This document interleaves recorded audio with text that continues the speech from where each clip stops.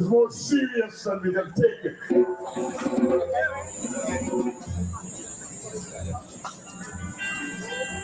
Baba, no,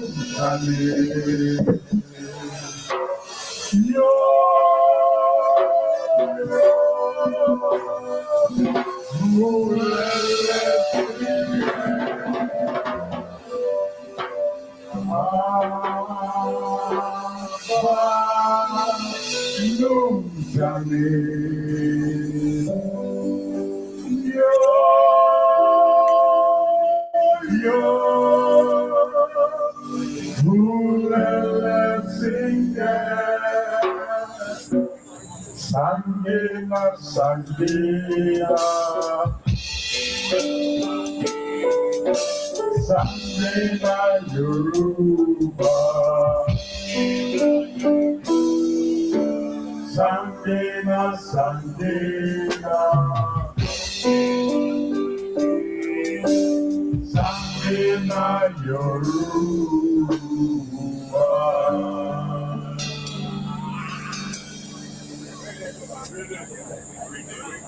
Yes, the song was done by our own Mark Holder years ago, and it still has its significance even now. And we hope that it's fast.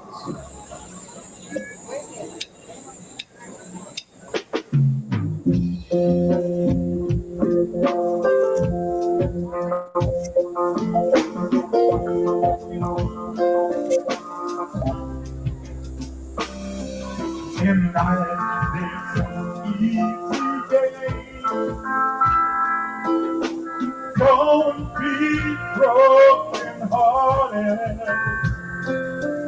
for there's gonna be a change. Please keep your courage. Don't think about the hard times. Take a good look at the good times, and I'm sure you will find your heartache drifting behind. When there's a will, there's got to be a way. Everybody, there's a will, there's a way.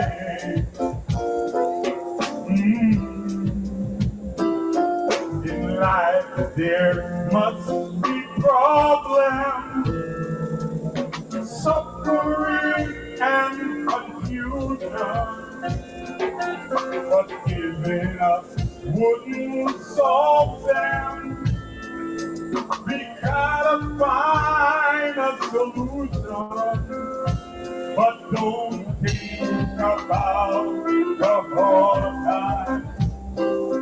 Take a good look at the good times, and I'm sure you will find your heartache drifting behind.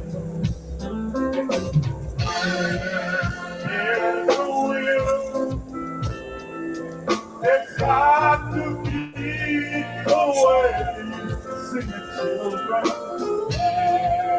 There's a will, there's a way.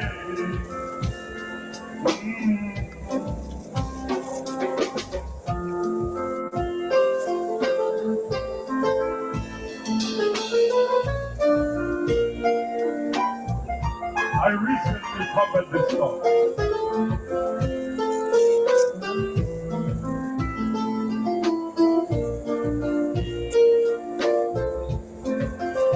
But don't think about the hard times. Take a good look at the good times, then I'm sure you will find your heartache drifting behind. When there's a will,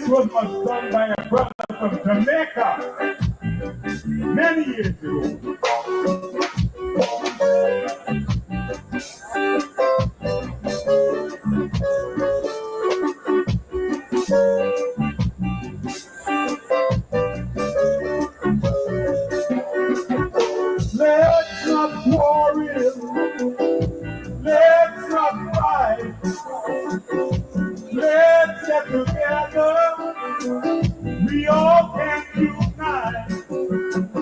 So take up these chains from off of our feet, cause we gonna walking down freedom street. Everybody sing, we gonna walking down freedom street. United we stand, divided we fall. We stand together, brother. Just listen at all. See you steps up here in the cause we gotta stand together. Lord, Lord, Lord, we gonna walk, and I'll see you. Everybody sing, we gonna walk, and I'll see you. Everybody.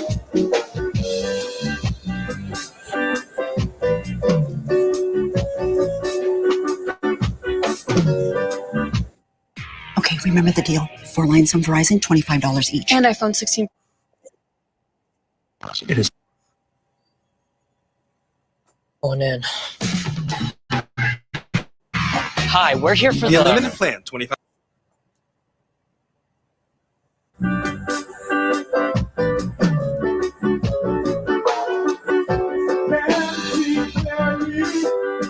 Cause I worked hard last night.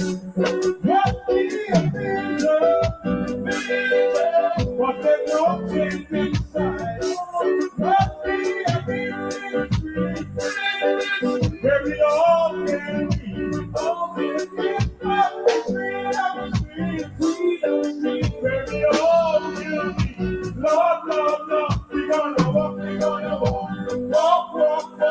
down freedom street. Everybody sing, we gonna walk, down freedom street. Everybody sing, we gonna walk, down freedom street. Everybody sing, we gonna walk, down freedom street.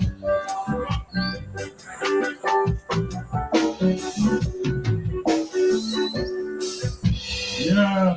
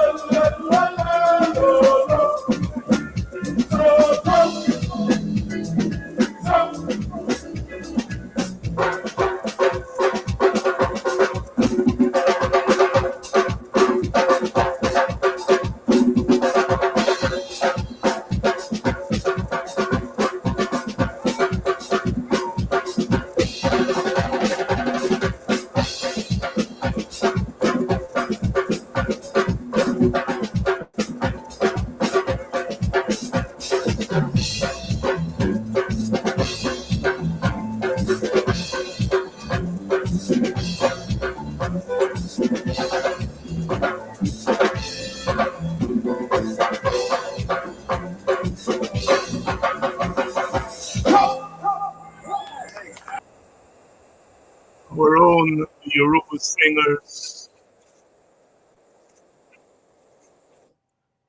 perhaps the longest or the oldest band in the English-speaking Caribbean, certainly in Guyana. They were formed in 1971, so 54 years old. And Guyana, of course, is a place known for string bands. And Yoruba singers has outlived all of them. And I rather think that it is the oldest band in the English-speaking Caribbean. I know the Merry Men of Barbados and Byron Lee and the Dragonaires out of Jamaica are up there. But our own Yoruba singers, Ezzy Rockcliffe, who received a national honor this year. Good evening to all of you and welcome to Politics 101 on a Monday night. We come on here tonight with Nima Flue Bess, Member of Parliament, Shadow Minister of Youth and Sports. We're going to be talking to her a little bit about sports and youth. And of course, she's from Mocha, so we're going to have an update on what's happening there. And she's also an educator, so we'll talk a little bit about education. And she's also one of the lead organizers for the vigil for Melissa Atwell that was held last week, Tuesday, at the Square of the Revolution. And they are planning another event tomorrow night. So we'll talk a little bit about that. So please share the link. Please share the link and let everyone know that we are on tonight. Of course, we come on here the day after the Babujan event. You know, the PPP goes there every year to ostensibly to celebrate the life and times and contribution of the late Chedi Jagan. Of course, we have gotten used to them using the event for naked politicking, and yesterday was no exception for those of you who managed to tune in. Good evening to all of you from Guyana. Good evening to the people on the quarantine. Good evening to those of you on the Essequibo Coast, Essequibo Islands. Good evening to Bartica. Good evening to all of you in the hinterland, Region 7, Region 8, Region 9, and of course part of Region 10. Good evening to those of you on the East Bank, especially those of you in Mocha, Arcadia. Good evening and welcome to Politics 101. It's Monday evening, it's the beginning of the week, and it's good to see all of you out already in your numbers, and we are going to have quite a fruitful discussion, I anticipate, with Nima Flue Bess, Honorable Nima Flue Bess. So please share the link. Please share the link. Good evening to all our Indian Guyanese brothers and sisters who are joining this program. Special good evening to those of you in Enmore, those of you in Monrepo, those of you in Parika. Good evening to you. those of you on the west coast of Belize, good evening. And to our Amerindian brothers and sisters, I know that some of you are getting us there in the hinterland. Welcome, welcome to Politics 101. Those of you in the United States of America, whether you're joining from New Jersey, as Mortimer is, or in New York, or further north, Connecticut, Boston, welcome. Washington, D.C., Maryland, welcome to our program this evening. Those of you out there in the Middle East, the Midwest, sorry, Middle East, Midwest, Chicago, welcome, welcome to Politics 101. And of course, our faithful friends down there in Georgia, especially Atlanta, and those of you who are joining us from Texas, Austin, Texas, welcome. And good night to you out there in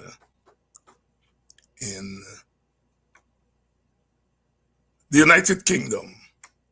Welcome to Politics 101 on a Monday night. And those of you from the mother continent, the motherland for African Guyanese, Senegal, Ghana, Johannesburg, South Africa, and some of you have been reaching out to me from Kenya.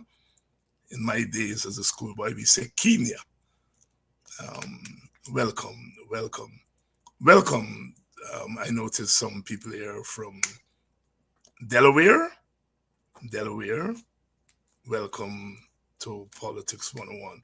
And not forgetting our friends further north in Canada, Toronto, Montreal.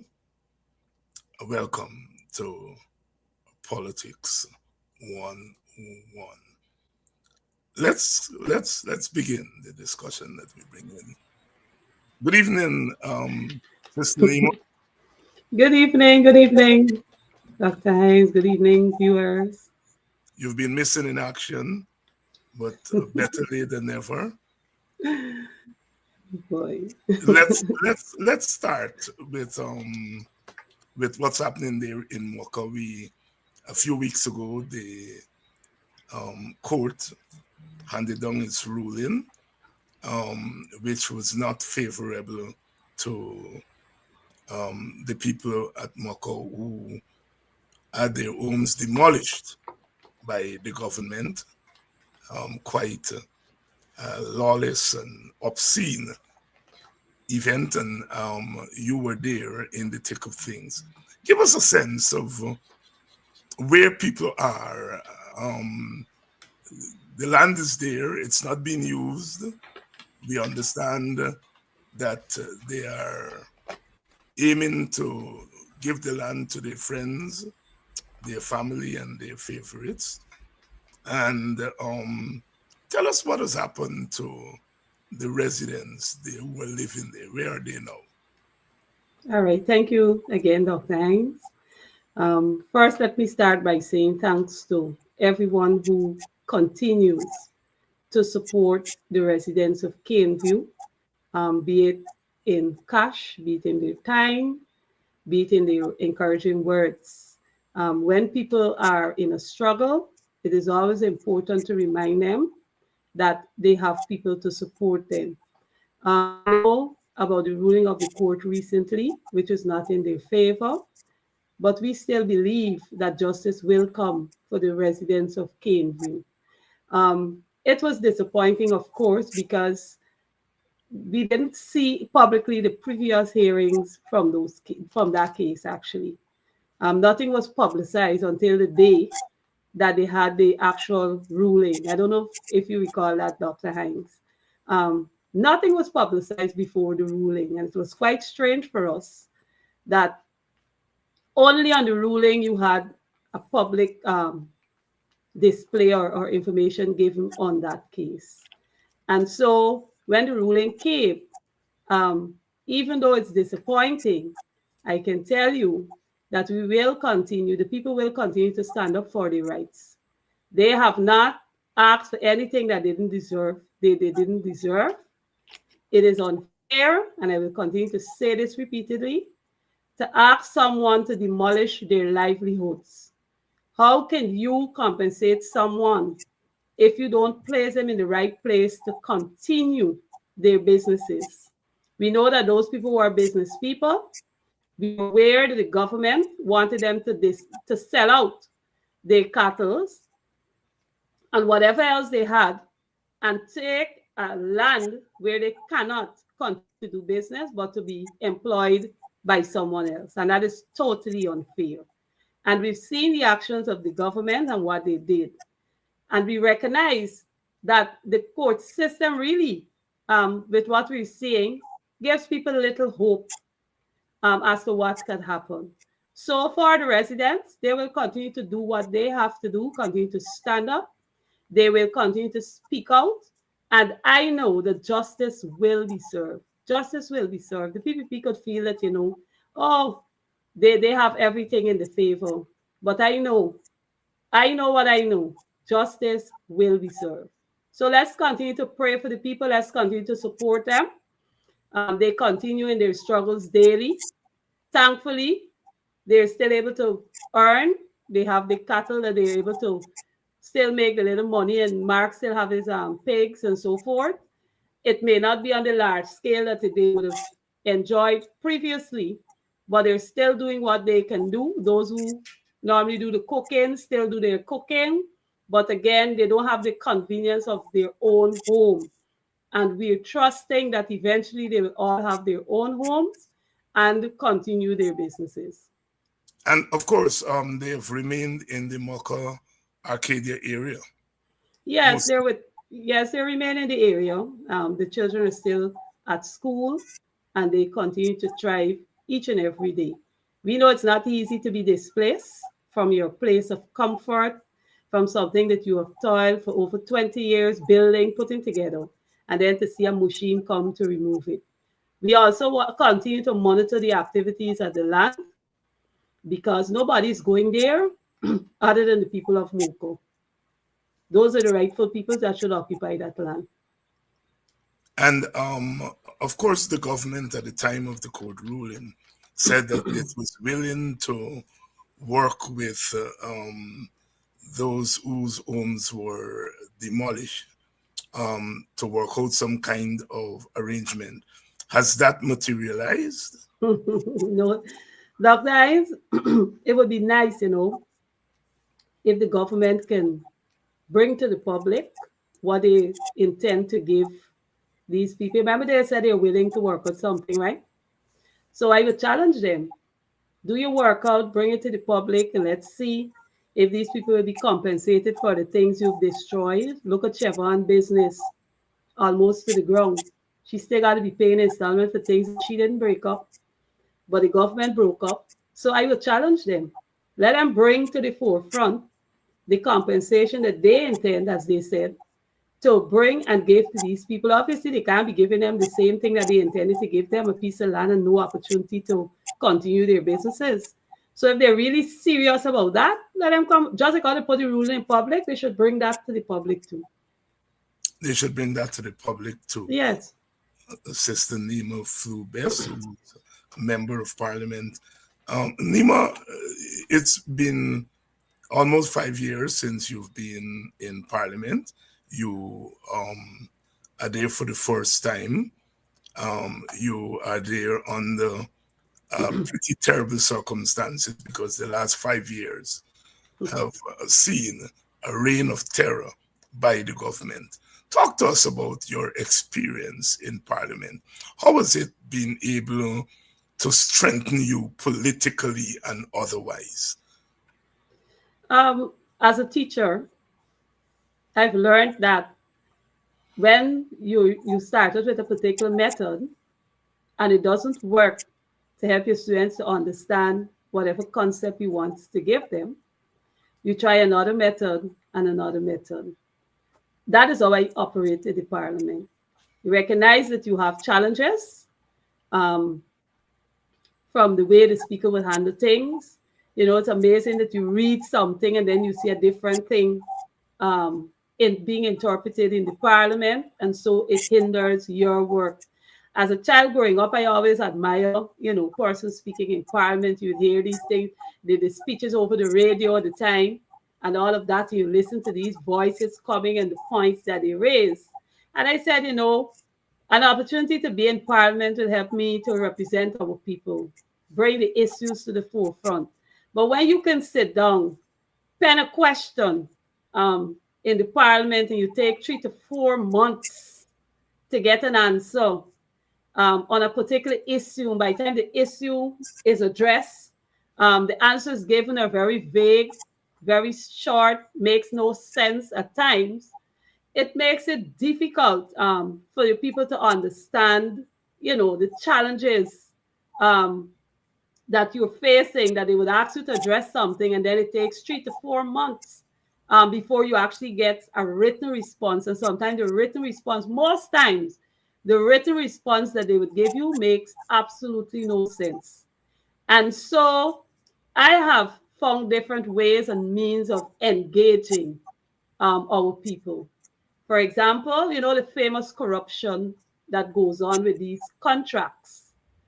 Um, you watch it how the government run, put in public that they might have given an African Guyanese a contract for $2 million or $3 million, and they feel that they've done something wonderful. But then another contractor who might be of East Indian descent or some other race or affiliated with the government might get a contract for 814 million or $1 billion, something, but we ain't seen in public. We are seeing them figures flaunting around outside. So, as a politician, I get my facts and I would engage the people with reality. How can you compare? How can you compare one person getting a $2 or $3 million contract to someone who's getting 800 and something $1 million in different contracts? There are no comparison there. And then when you listen to all the challenges that people would go through, and with these contracts, yes, they might get a contract. I recall one afternoon walking in Kitty, and I met a guy who was given a contract to clean the drains. And he said, he didn't know I was an MP, but the frustration that was going through his mind, he said, you get a contract for so much money. The person who gave you the contract, they gotta get so much from it. The ministry, they probably gave you a contract, some minister wants some of the money. And then you left with this little bit money to complete the work, and you really got nothing to get.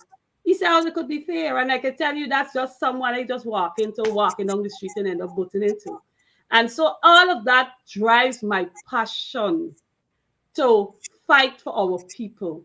I believe that we have a role to educate our people on issues. Many times you see people make comments in the social media platform or some way because they're misinformed or they choose not to pay attention to realities on the ground.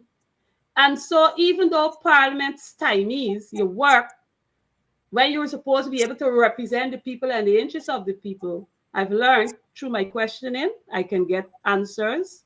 And I try to use especially the opportunity when you have these oral questions where you have the opportunity to ask to get the answer that right there on the floor. Try to do that as much as possible.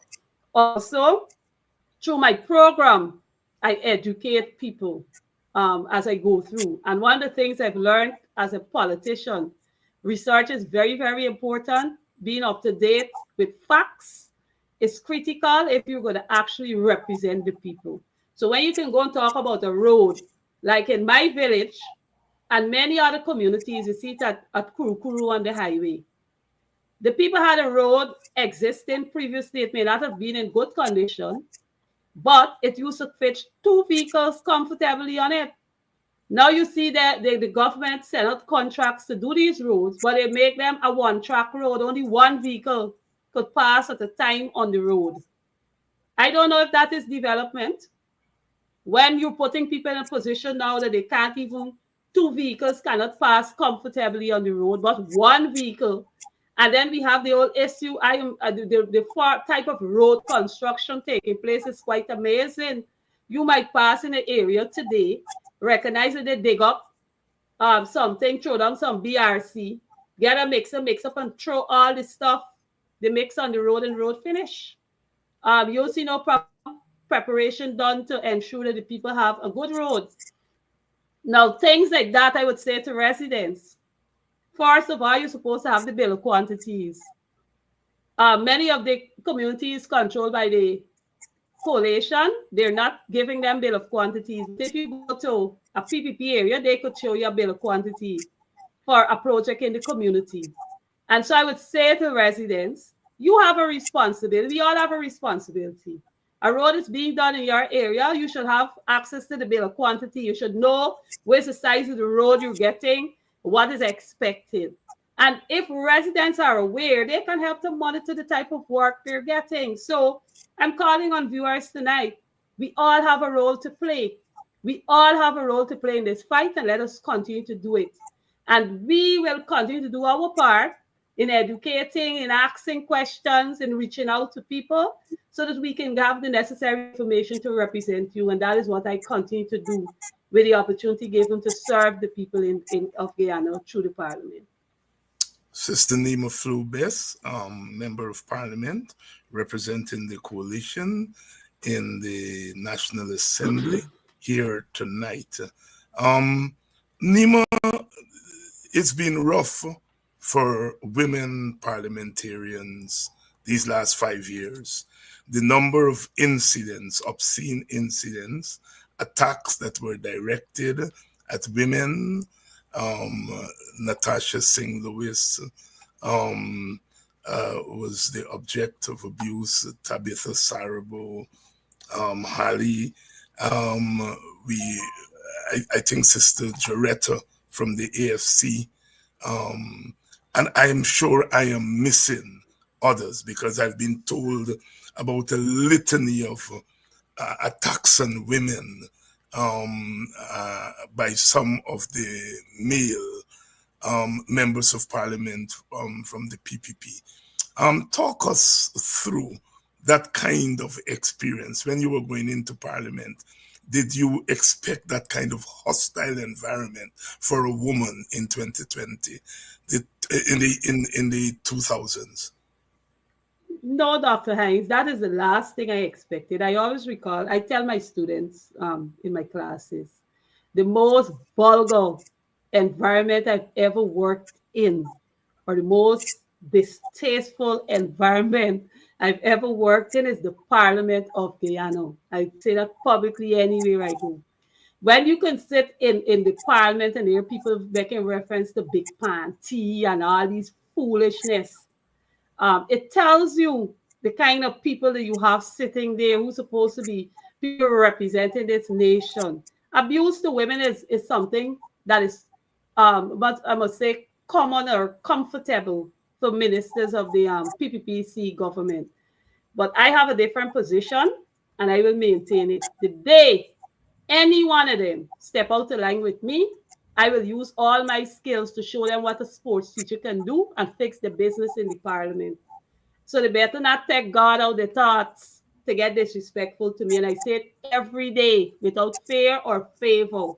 I refuse to leave my home, my family, turn up to a place of work to represent the interests of people, to be abused by a set of ignorant ministers sitting in the parliament. And I have no apology for that, because it's only foolish people behave like that. Ignorant people behave like that.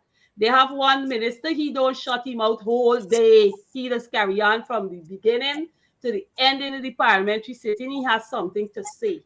And he wouldn't stop. And you complain, many times I've complained. I complain to the clerk, I complain to the speaker, and I let them be aware that I refuse to be disrespected by any sitting member of parliament when I leave my home to go in there to do my work. I am there to work. I'm not there to be abused, and I refuse to be abused by anyone. And I say it every day, anytime any one of them step out of place with me, the whole of Guyana can see it. I don't care what nobody say. I am not leaving my home to be abused by anybody in the Parliament of Guyana. You're supposed to lead there by example. You're supposed to be respectful to people. They just talk what they feel like. They say things that they feel like, and it always falls on their ears. Only when somebody responds, then you hear the speaker might say something. But I refuse to. I'm not going to accept it.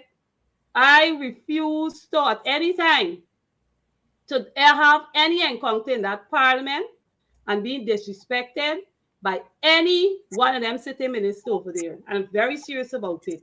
Let her carry the dirty, stinking attitude home to the parents or to their families. I'm not leaving mine to be disrespected. My role in the parliament is to represent the people of Guyana. And my representation should not allow me or any of my colleagues to be abused by any minister. They don't have the authority. They don't have the know-how to deal with that. And I refuse it, and I will continue to refuse that. So I say it every day, I pray every day. Don't let them step out the line, because they step out the line, I will teach them a lesson that they wouldn't forget. The whole nation will remember it. They would remember it. They need to stop. And it's something I've been saying. You know, it's amazing. They got females sitting on that side and they're comfortable with it. I never see one of them stand up to say, hello, you must get some respect for the women. You cannot speak like that. That nobody says anything, but rather you sit and you look at them, giggle, skin the teeth, and they find it to be funny. I don't find that to be funny. I have great respect for myself. I respect people, and I believe, rightly so, that all of us must be respected. So I hope they know that at no time, none of them can get the opportunity to disrespect me in Parliament, because I ain't gonna care about parliamentary rules. Because then we can fix it, because we've been complaining repeatedly about this issue, and it has not been addressed. And maybe unless it gets chaotic, only then it can be addressed. And I pray God it don't get chaotic when I'm there. Sister Nima Flue Bess, here tonight you've heard two things. The most vulgar place that she has worked is the National Assembly of Guyana. And secondly, that if any abuse is pointed in our direction, she will act accordingly. And I'm looking at the comments, some of the comments here, and all of you, especially the women here, are on the same page with Sister Nima Flue Bess. Nima, let's go back to the East Bank. In addition to Mocha Arcadia, there was a situation at Peters Hall, with the residents there, with the bridge, the new harbor bridge that they're building. Give us an update on where things are with that. Have the residents been properly compensated? What is the situation with that? Well, I can tell you, for the residents, they're in rented homes. They're not even sure if some of them are even sure if they could build back the home with the compensation they receive. One set, they have converted a play field to residential house lots. I think it's his farm. I went there to visit, and they're just there. It is a struggle. Some of them are in rented homes where they now have to pay extra transportation costs to get to the market, to pick up anything and to go back in. For the older ones, they are struggling. The seniors, the attachment that they have to things, yes, especially when they can't get up and go outside to the garden or to tend to some animal they may have. Now you're in a home, you're just seeing sand and brick and stone. I'm using the exact words that they would say. MP, is share sand, is share brick, is share stone. You're seeing, you can't even push out your head and pick two shallow two things, So those people are struggling. Compensation, whatever they've received, is not adequate to make them comfortable. I have an issue when you talk about compensation and you're removing people and you are not ensuring that they are as, almost settled to the way they were before. So for those residents, you destroy fruit trees. You don't even say, you put them in an area, the land that you're going to relocate them on, you probably go and put down some fruit trees for them. try to make the place comfortable. Nothing like that. All they were interested in is moving the people, getting them out of the way. Only 2 days ago, I drove through Nandi Park and I recall I have the list of the persons who are supposed to remove initially. And all those in Nandi Park would never remove. I look at where the bridge is located currently. You could see houses very, very close to the bridge. And every day when I have the opportunity, I would look at Peters Hall area to see exactly why is it that all these homes had to be demolished. I'm still to find the answers to that. Trust me. I am waiting to see the completed project and to see why is it that that set of residents had to be removed so urgently, destroy everything for them. And then you have them now living in rented homes. I know that they have up to 6 months to live in those homes, and many of them have not started to construct or do anything to build a home because prices keep going up higher and Yes, higher. yes. So the monies that they would have collected doesn't even suffice to tell them that they will actually get something comfortable. So they're not comfortable. I want viewers to understand that those residents who are removed from Peters Hall, they're not comfortable. Many of them are still in a rented house. The land's given to them. One set of land got a sand fill and all of that. And to start building, some of them have not started. Those who've started have not moved in yet. So they're just there. And I remember, as you know, Nima, I visited with those people, some of them, and most of them who turned up when I was there were elderly people. Um, Yes. and their attachment to their lands, their fruit trees, their gardens, their neighbors. You really tear apart a community. And those of us who born and grew up in the country areas, that sense of community is so important. And when you Yeah. tear that apart, you tear apart part of people's life. And those older people, I mean, they've been living there for decades, decades. As they say, my neighbor soon bury ya. Very right there. Right there, and you tear them away from that. Um, let's shift gears now and talk about part of your portfolio in Parliament, and that is to deal with sports. You're also, as you mentioned a few minutes ago, a sports teacher. We saw this year that the school sports as we know it, that used to be organized by the teachers union, it's now taken over by the government. When did this happen, and what justification has the government given for taking control of those school sports? I keep using the the the the colloquial, the language that we use. Um, what justification has the government given for taking over this event? There's no justification given in my mind. I've been, from the time this thing raised its head, I've been saying it makes no sense. Um, you hear the main thing you heard, oh, the children have to prepare for the Crifty Games. Now, the Crifty Games is usually, I think, from under 17 or so, the championship, the age group. I may be wrong because I didn't remember to confirm the age group, but I think it's under 17 and up, or under 15 and up. Nevertheless, um, they made a decision to first of all dismantle sports in the Christmas storm. I would have done a piece on this particular issue where we know that Christmas storm traditionally nationals have 60 years, I think, around where people are custom. It's a cultural thing. We know the importance of culture. That this is the time that you will have school sports. Parents prepare for that. I remember as an athlete, I've been an athlete almost all my life. It's only the last nationals I think I ran. I went and competed there, and I do it not to win. as in case if I win, I'm blessed, I'm happy. I know I'm getting older, but to motivate my students, I would go to the nationals.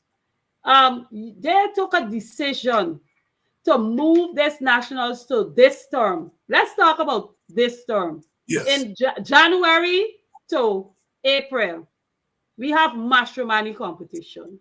Matrimony competition include calypso, physical display, the dramatic pieces, and all of that.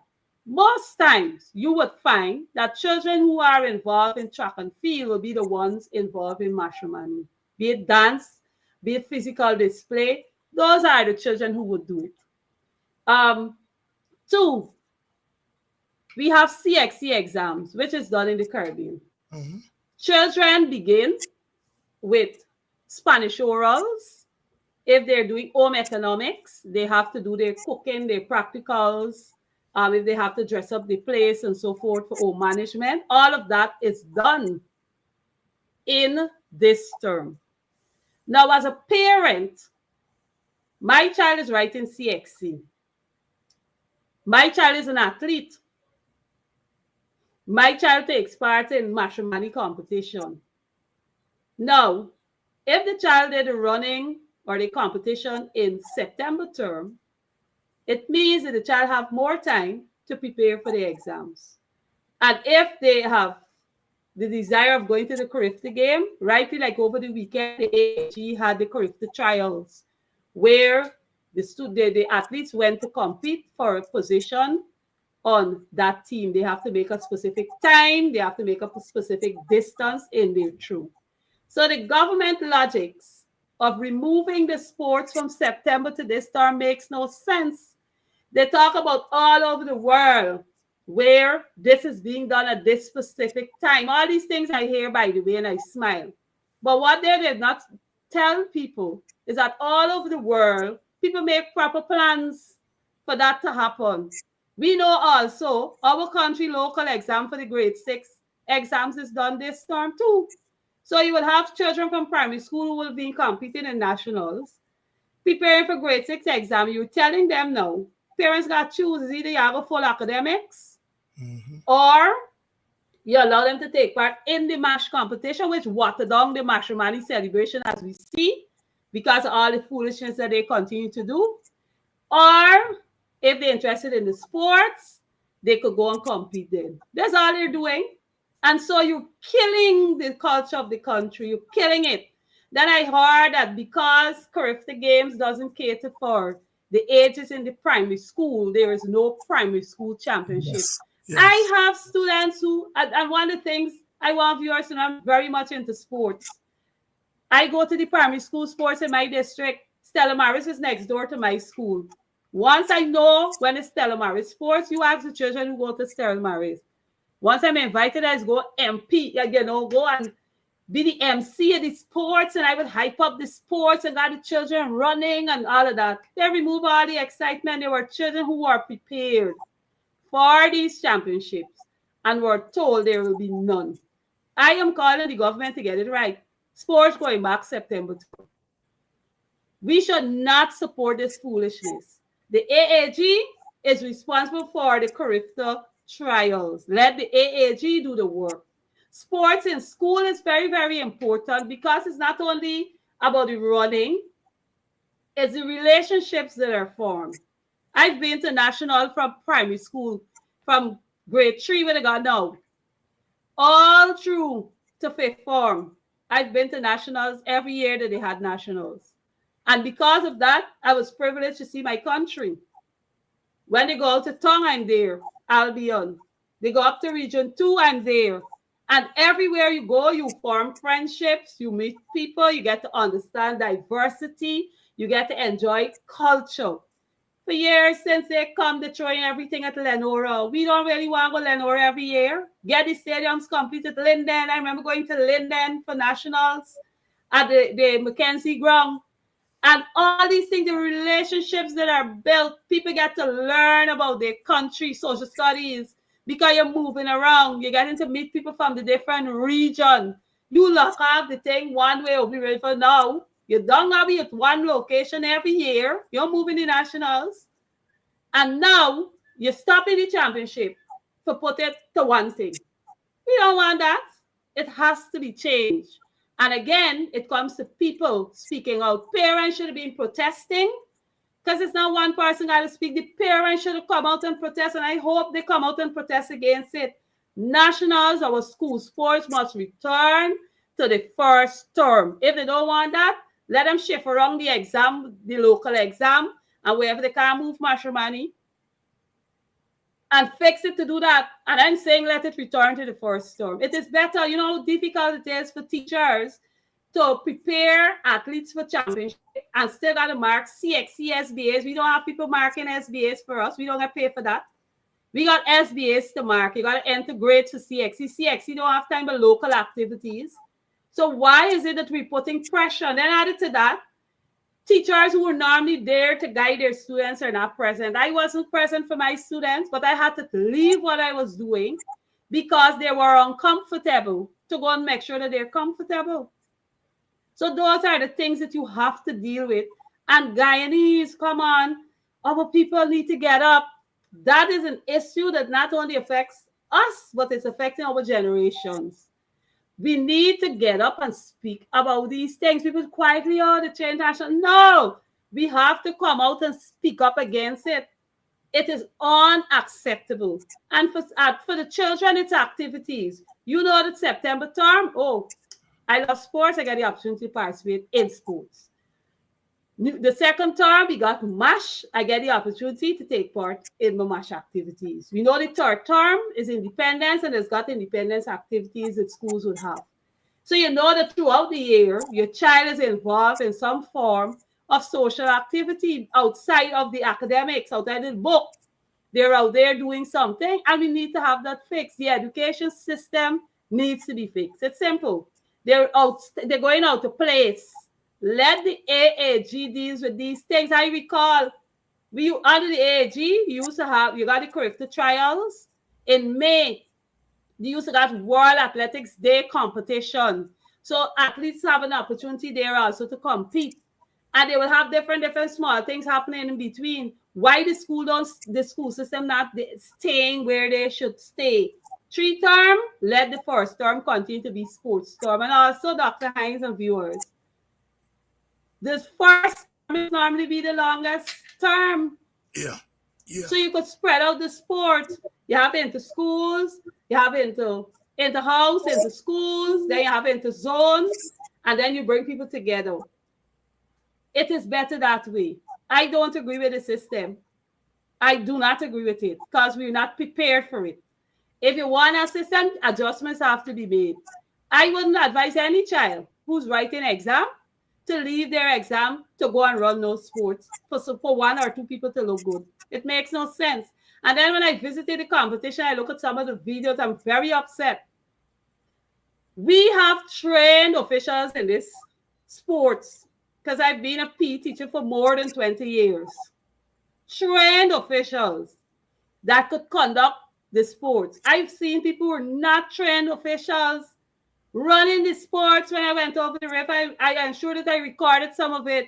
They got no clue what they're doing. When a person is throwing, no official don't stand in the path of the throw to officiate.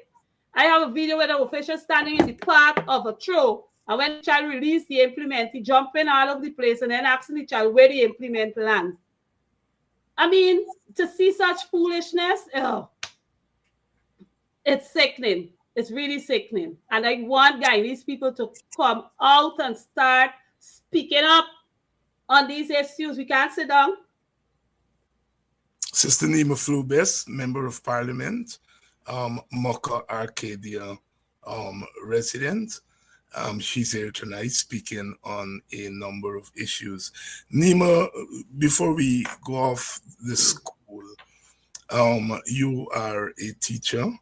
You've been a teacher, as you said, for over 20 years. You're aware of the depressing statistic that says that we have a 50% dropout rate when children go into school. I don't know what's the equivalent grade, but Form 1, and by the time they get to Form 5 and they're writing exam, there's a 50% dropout rate. You are, of course, a very engaging person, and I'm sure you take that into your classroom. What are you hearing from children? Why are they dropping out? What are you hearing? What can you tell us are the factors that go into such a huge dropout rate among our young people?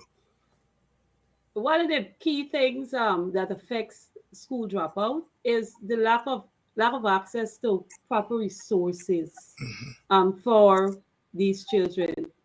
And there are many children who would have dropped out of school and would not have wanted to do so. But it might be a case where the parent can't afford to continue sending them to school, and so they got to come out and go and work. And it might be a case where they have to work to support other siblings who might be there. The Mhm. parents may not be employed in a job where they're getting a money frequently, and so the older child is left there to give up their education and to get out there. Secondly, there might be a case where people are not getting food. I've walked all across this country, and I can tell you, I've encountered several persons who struggles to eat the basic.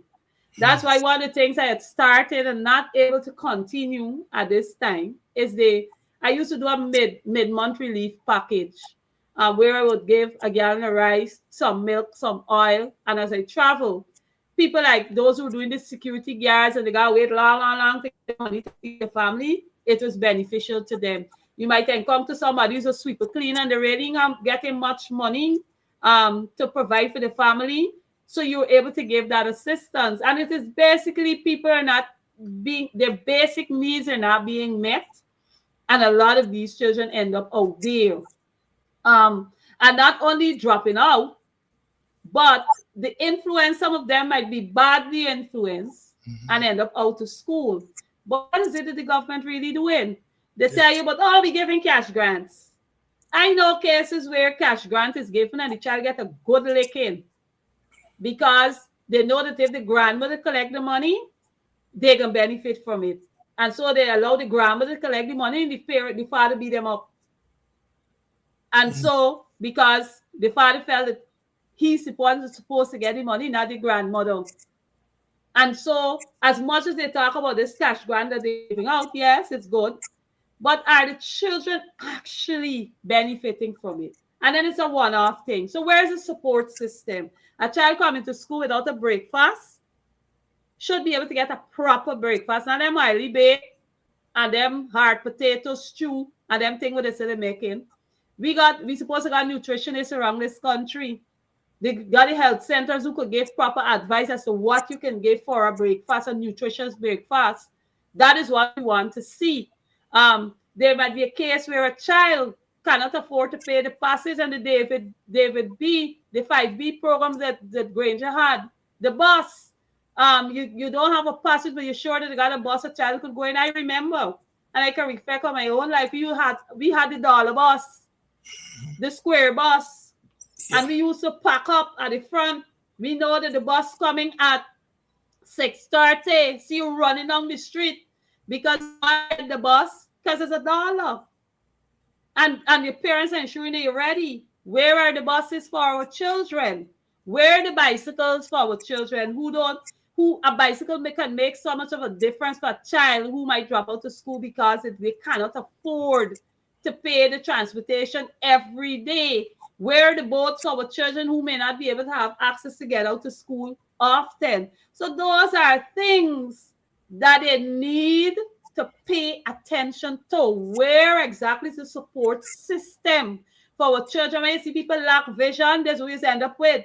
Because the 5B programs that we had under the coalition government was effective because a child in transportation, they know that if they go out 7 o'clock, the bus is available to pick them up. They know that the bus will come back at 3 o'clock to pick them up. That's a money that is saved from the family and it could go towards a meal.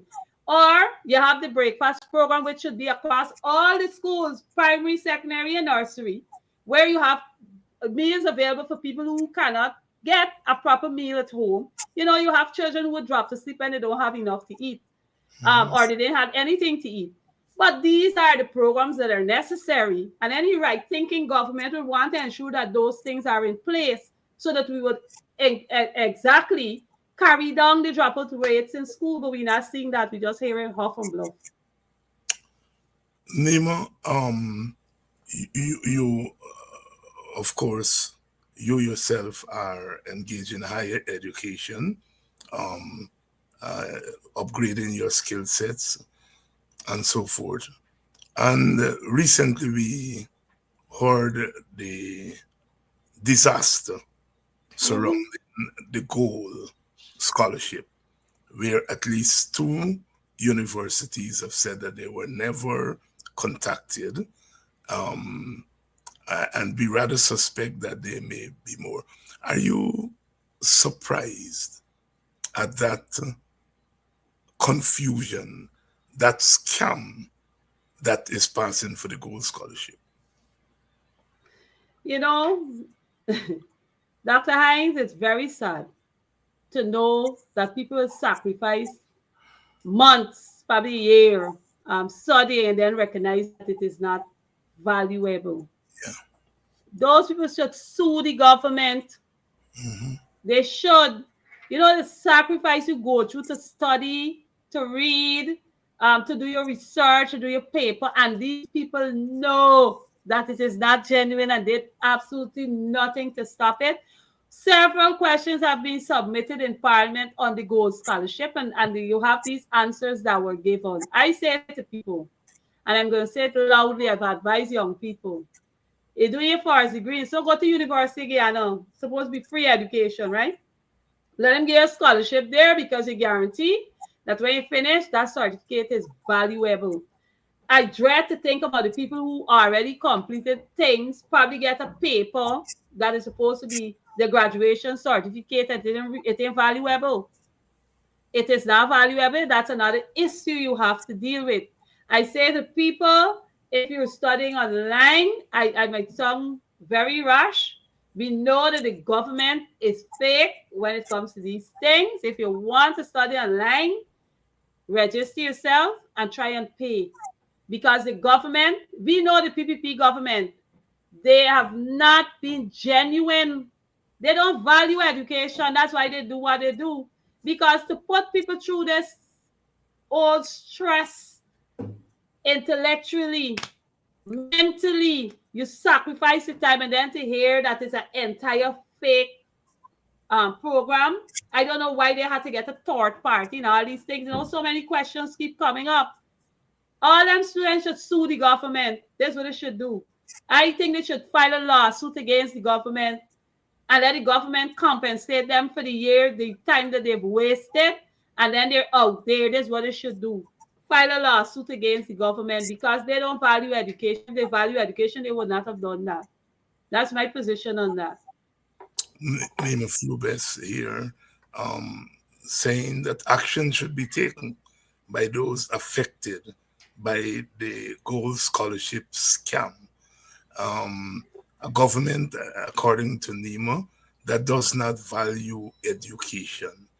And that is indeed quite sad in a country like Guyana, where for the majority of its citizens, you, I, so many of us, had it not been for education, we would not be where we are today.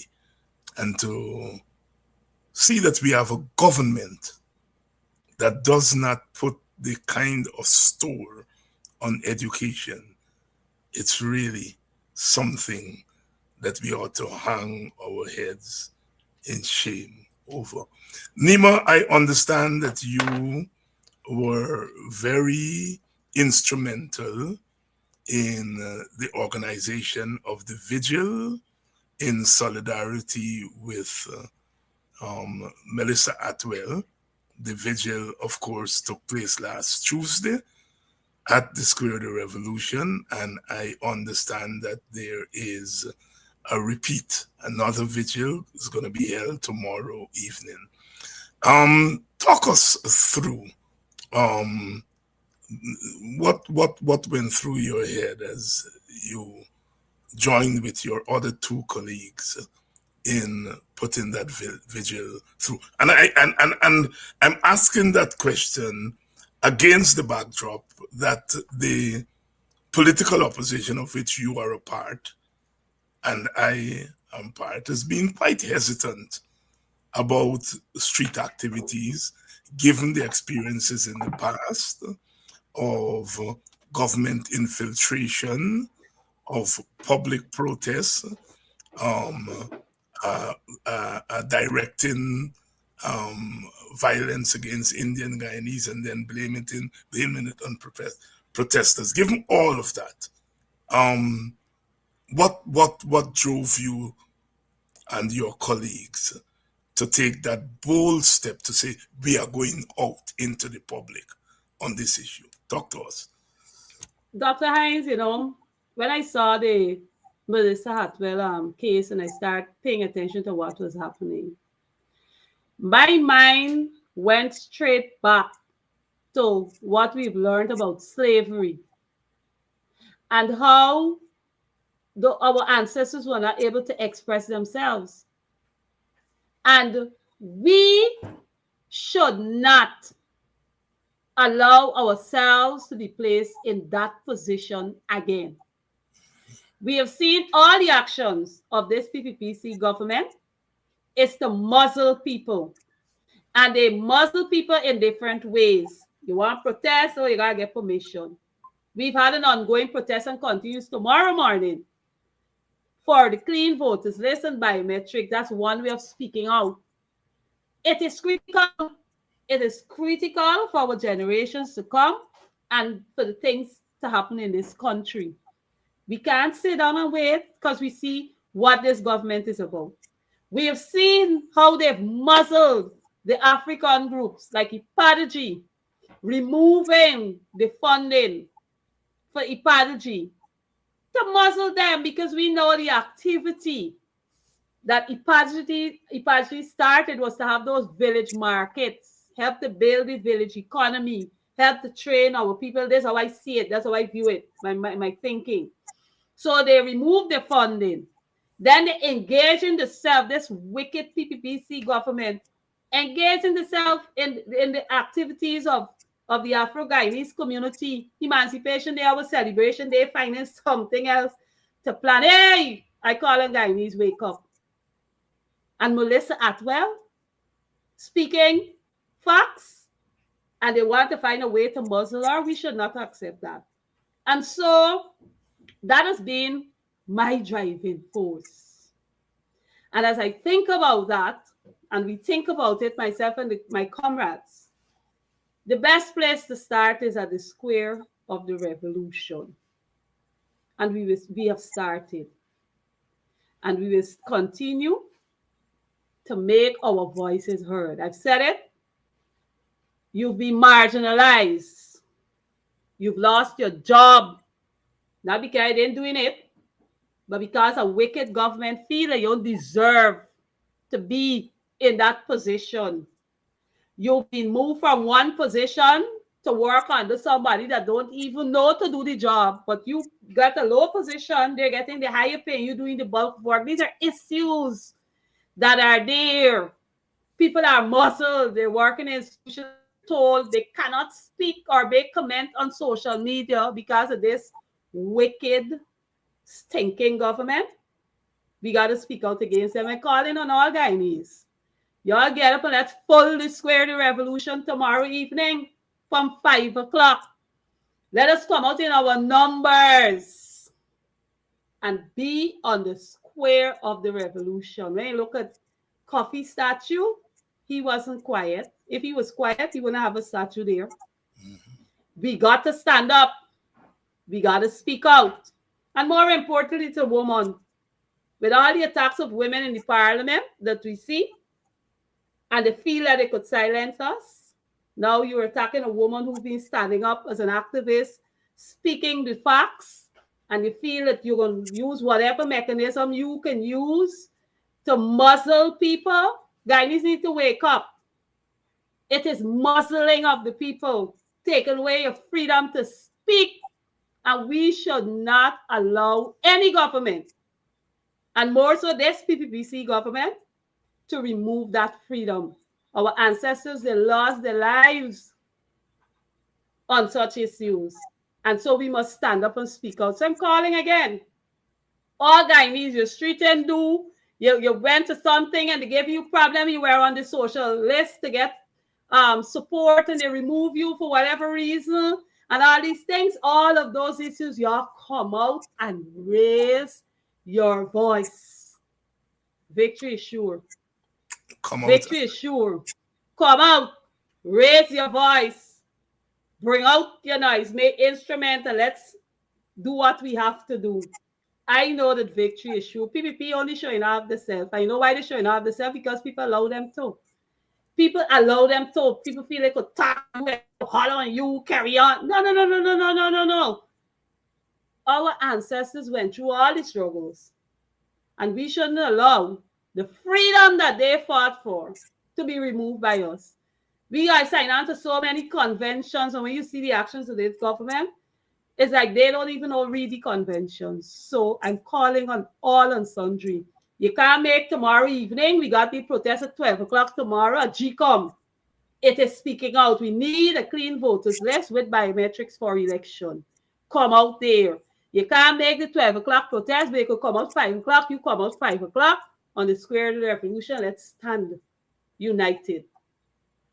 And one of the beautiful things about the event last Tuesday is that you had people there from all the opposition political parties, the PNC, the AFC, the WPA, some who are not affiliated to political parties, some who are critical of the political parties, but everybody was out there. You made reference to the ancestors, and the ancestors have a way of working that they brought all of those people there. I am sure that when you and your sisters came up with the idea to go there, you did not expect or realize that your reach would have been that far. But there it was, that the unity that our people are yearning for was realized in a symbolic way last Tuesday. And let us hope it continues tomorrow and in the weeks to come. Sister Nima Flue Bess, as we come down to the end of the program, are there anything that you would like specifically to talk about? Your closing thoughts. Well, tonight I must say to our people, let us continue to unite and fight for what is right. Let us continue to unite and fight for what is right. If we don't stand up, we have generations that will continue to in this struggle. The PPPC government must go. They not if or but about it. Nobody have to tell you what they're doing to us. You could see what they're doing to us. And let us stand united and do what we have to do to fight for this nation. We want a democratic country. We want people who will listen. We want people who can understand the importance and value of education and won't run a scam to waste people's time. So again, in closing tonight, I'm saying let us unite and stand and fight for what is right tonight. God bless you and thank you all for tuning in. Dr. Hines, it's a pleasure to be with you tonight. Thank you very much. And certainly your stay away would not be as long as the last stay. I promise. I promise that. Thank you very much, Nima. What a breath of fresh air to hear someone who is walking the halls of power, but still has that common touch. And as she says, unity and fight. Unity and fight. Unity and fight. We're not going to get anywhere without a fight. Fighting back against those who are fighting us down every day. And it's good to hear a sister, a younger person calling us to action, calling us to action. There shall be no progress without struggle, so says Frederick Douglass and Nima Flue Bess has articulated that here tonight. Thank you all for staying with us another evening as we keep watch, as we prepare ourselves, as we mobilize in unity, as we continue the fight. Tomorrow night, Dr. Henry Jeffrey is going to be here, and I'm going to see you then. Until then, say hello to Sherrod and Mark as you go over to the other platforms. Victory is inevitable, but it will only come when we fight for it.